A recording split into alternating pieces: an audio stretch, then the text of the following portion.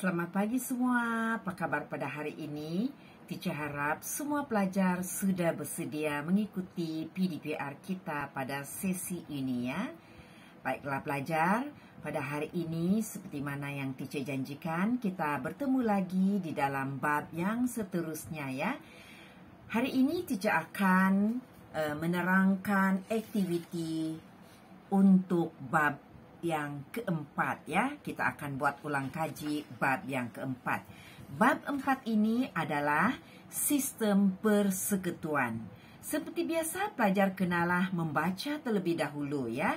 Membaca dan memahami apa yang terkandung di dalam bab yang keempat ini.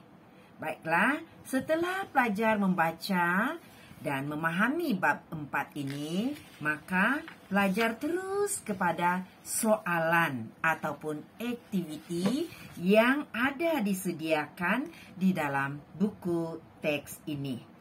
Baiklah pelajar, kita beralih ke muka surat 71 ya. 71 yaitu meneroka bukti. Kerajaan tempatan merupakan kerajaan yang paling rapat dengan rakyat. Buktikan. Pelajar hanya menjawab satu ayat sahaja. Sudah mencukupi. Di mana dalam satu ayat itu ada fakta, ada contoh, dan ada huraian.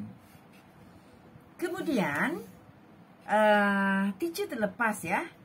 Beralih ke muka surat sebelah, yaitu muka surat 70.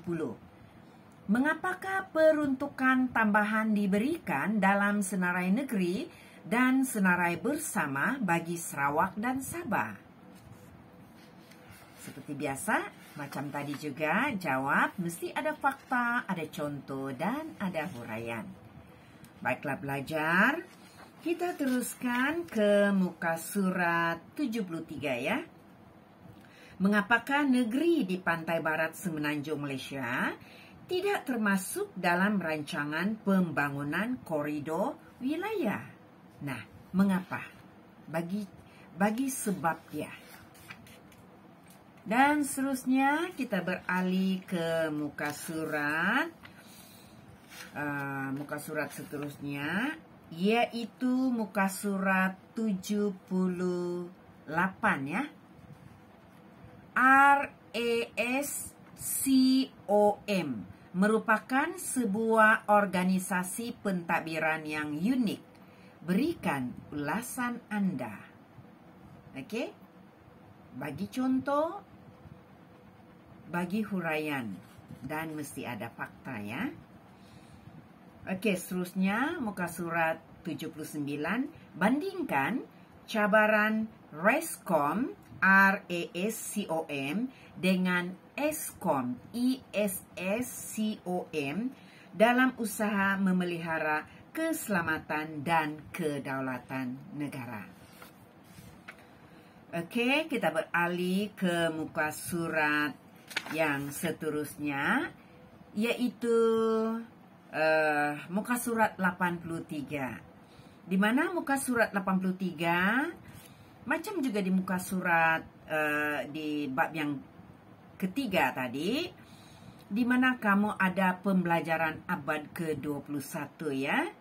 Okey, arahan yang sama, secara berkumpulan bincang dan lakukan aktiviti yang berikut.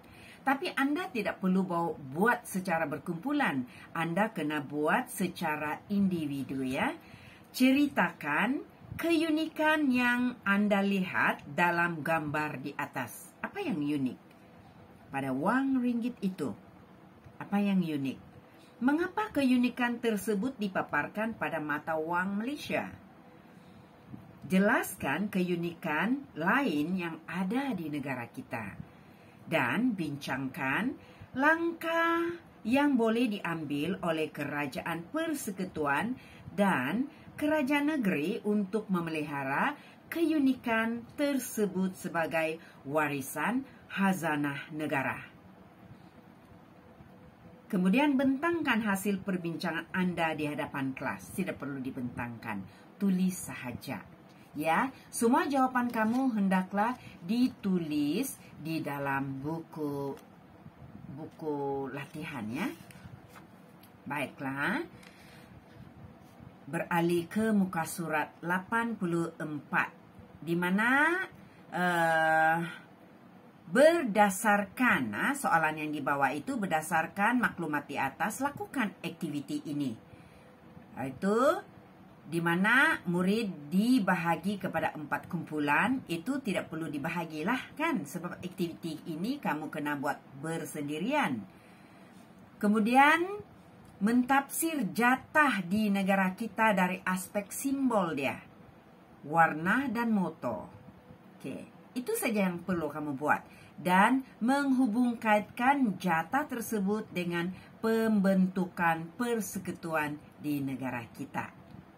Jadi, soalan yang kedua, ketiga, dan keempat tidak perlu dilaksanakan. Baiklah, kita teruskan dengan soalan yang ada di muka surat 85 ya. Raja yang berikut menunjukkan pembahagian pentadbiran dalam sistem persekutuan di negara kita, iaitu kerajaan persekutuan, kerajaan negeri, dan kerajaan tempatan. Senaraikan 4 kuasa kerajaan persekutuan dan nyatakan 3 perkara di bawah kuasa kerajaan negeri. Kerajaan manakah yang paling hampir dengan rakyat? Berikan ulasan anda. Sistem persekutuan berjaya mewujudkan pentadbiran yang kukuh dan stabil di negara kita. Buktikan. Dan seterusnya, soalan yang kedua ya. Peta yang berikut menunjukkan rancangan pembangunan koridor wilayah yang melibatkan kerjasama kerajaan persekutuan dan kerajaan negeri.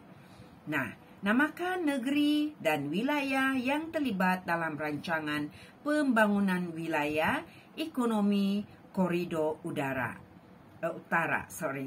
ataupun NCER. Kemudian, mengapakah rancangan pembangunan koridor wilayah diwujudkan di seluruh Malaysia? Kemudian, berdasarkan pengetahuan sejarah anda, mengapakah negeri-negeri di pantai barat semenanjung Malaysia tidak terlibat dalam rancangan pembangunan koridor wilayah? Okey, seterusnya pemahaman dan praktis kritis. Ini adalah soalan objektif. Ada 3 sahaja dan seperti biasa pelajar kena menjawab ketiga-tiga soalan tersebut.